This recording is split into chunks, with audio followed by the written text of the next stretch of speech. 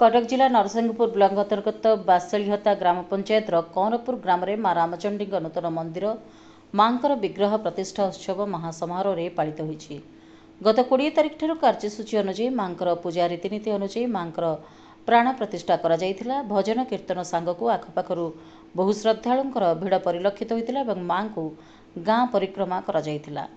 कौनपुर grammar समाजसेवी बिरंची नारायण स्वाई पौराहित्य मां विग्रह प्रतिष्ठा ठारू आरंभ करी समस्त कार्य श्रीजुक्त स्वाई अक्लांत परिश्रम और ग्रामवासी सहयोग में नूतन मंदिर प्राण प्रतिष्ठा कार्यक्रम महासमारोह पालित होता और प्रतिदिन संध्यारे विभिन्न सांस्कृतिक कार्यक्रम आयोजन करा जायथिला। नारायण स्वाई मु कौरपुर ग्रामवासी वृंद तरफ यही मंदिरटी पुनः प्रतिष्ठा करागला।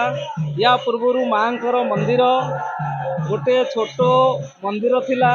से प्रथम कया गछ मूल अवस्थापन करुथिले। तापरे ग्रामवासी चेष्टा करी गोटे नूतन छात घर आरंभ कले। तापरे मांकर पुणी अशेष कृपा थिबारु से मंदिर आदि आम द्वारा ग्रामवासी द्वारा पुनर्जीवित है। गोटे भव्य मंदिर स्थापन करागला। से मांकर अशेष कृपा रही। मु ए गाँव रे जन्म हेई ए मां कृपारू आज दिल्ली सहर रे अवस्थापन करुची एवं ता द्वारा मांकर कृपारू आज प्रतिष्ठा लाभ करिची।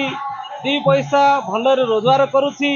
तार आशीर्वाद रु आज किछि मु योगदान करिथिबारु मु निजको मु आज बहुत खुशी अच्छी।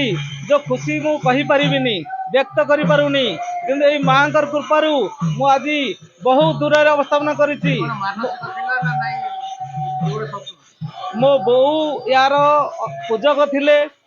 से बहुत पूर्वर चाहूले मांकर केमती गोटे भव्य मंदिर हम ताकू कहीं ना कहीं केमती प्रतिष्ठा करेंगे ताकू पुनर्स्थापन करेंगे। तेणु आज तांकर मनस्कामना पूरण करिथिबारु मु निजकु निजे बहुत भाग्यवान मन करुछि एवं ए ग्रामवासी माने मते सुजोग देथिबारु मु ग्रामवासी उपरे बहुत खुशी एवं मांकर पाद तले नतमस्तक कहिकी मु विनम्र प्रार्थना करुछि। प्रभु एमिति मते आशीर्वाद करिथांतु। मु अनेक अनेक शुभकामना एमती करि चली थाए। जय मां रामचंडी। ग्राम कौनपुर मांकर विषय तो बहुत किसी अच्छी जोटा कि आम बहुत किसी जानिनु। पूरा पुराना मंदिर ये बहुत किसी अच्छी आम जानिनु। मांकर अनुभूति किंतु समस्त अच्छी। मांकर अनुभूति मांकर कोप बहुत दिन पूर्वर मांकर मंदिर प्रतिष्ठा टी मंदिर तोड़े आम गाँव टे अवहेला होता जहाँफल कि मांकर कोपर अनुभूति किसी अच्छी आम पाखे जे कि गाँ मझीरे बहुत पत्थर वृष्टि होता। गाँ पोखरी बड़ बड़ ये साप कि कौन आम जाणु से मंदिर उबुगार मारिकी सब ये पंक उठे से जिन एपर्यंत अवर्णनीय। आम माँ विषय ये किसी जाणु आउ गंगा भाई आम कुमार स्वाई डाक नाम गंगाधर स्वाई।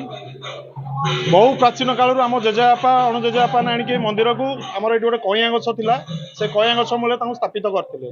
कालक्रमे मान ग्रामवासी मैंने चिंता कर चाल घर बखराटे कले। तापर टाइल घर होता और ये बर्तमान अवस्था जहाँ अच्छी आमर बड़ भाई बिरंची नारायण स्वाई और ग्रामवासी मानकर समस्त सहयोग आबाल वृद्ध वनिता समस्त एकजुट हो मंदिर को गढ़ी तोड़ समस्त किसी अल्प अवदान ना।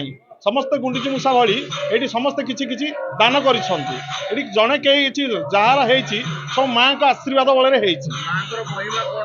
माँ महिमा आम ये शुणुचु ये कालक्रमे ये पोखरी आम जो गाधौ माँ को डाकिले से शुणती। बहु गुड़ा आम जेजेबापा मैंने कहते डाकिकी जुआड़े गले आम विपद आपद जहाँ भी होता है से साहा हूँ। या बहुत किंवदंती अच्छी जे जनकर पोखरी बलद आ पंडा ये सब माने बुड़ी जाते से डाक से उद्धार कर बहुत किसी यार किंवदंती अच्छी। आम तो छोट छोट पिला कि आम शुणिकी जहाँ आपण मानक कहूँ आज आम बहुत खुशी। यहाँ बहुत पुराना आम जेजेबापा मैंने बापा मैंने जहाँ चिंता करते आम तर पुत्र पौत्र हो सफल कर आम निजक बहुत गर्वित अनुभव कर गाँव संतान हो बहुत गर्वित अनुभव कर।